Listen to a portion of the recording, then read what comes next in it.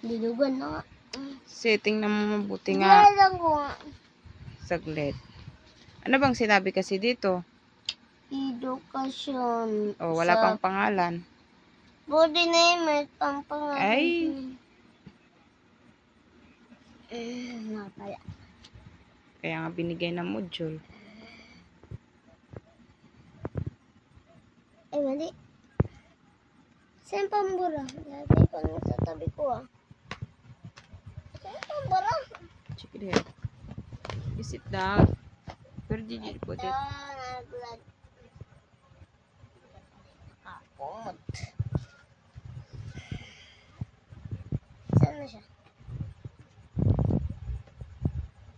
Come here. Put it here.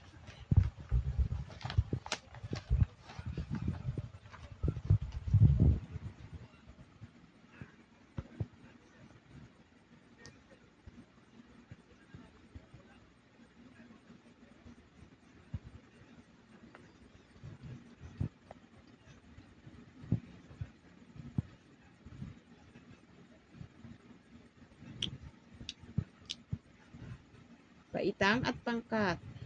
Anong pagkat? Ano yun? Nilang ko yung pagkat. Ano? Nilang ko pa yung pagkat. Anong English ng baitang at pangkat? Grade and section. Sabihin mo nga, grade and section. Sa Tagalog, ano? Value. Basahin mo dyan sa baba. Saan baba? Dito. Anong English? Pagkanta. Pag Pag. baitang. Baitang. Ayan o. Tula. Ayan o. Saan? Turo mo kasi. Katabi ng pangalan mo. Turo mo ng daliri mo. Edukasyon sa pag. Turo mo ng daliri mo. Nasaan ka pa kasi? Pag. Asan ang pangalan na sinulat mo?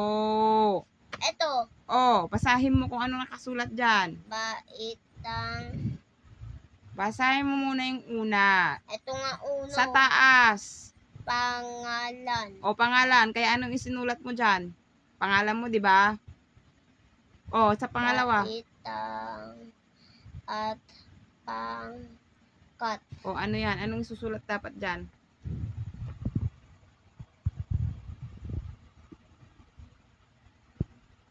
Ay, meron pa ng ganito. Hmm. Lagyan ko.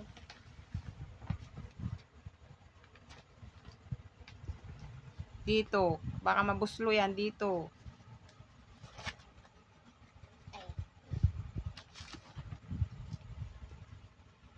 Lang mama.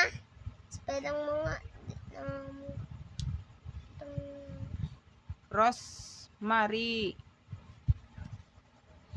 Ano digo? Pwede lang mo eh. Wala, hindi pa niya memorize.